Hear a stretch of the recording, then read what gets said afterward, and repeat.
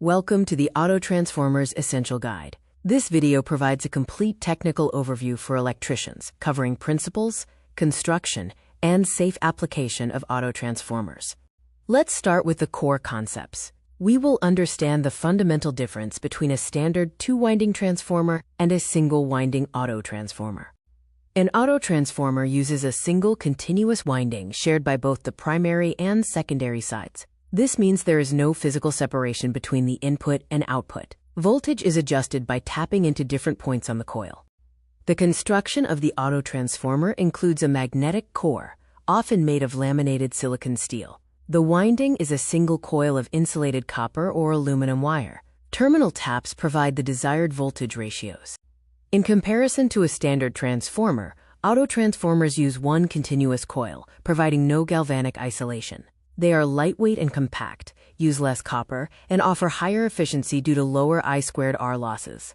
The key benefit of using autotransformers is their high efficiency. They can save up to 55% in copper volume and achieve up to 98% electrical efficiency, making them highly cost-effective for minor voltage adjustments. The working principle involves two methods of power transfer: self-induction, where power is transferred magnetically, and conduction, where power is transferred directly via electrical connection through the shared winding. Key operational advantages include lower cost due to reduced material requirements, better voltage regulation under heavy load, and cooler running, which leads to longer equipment life. A special case is the Variac, or variable autotransformer.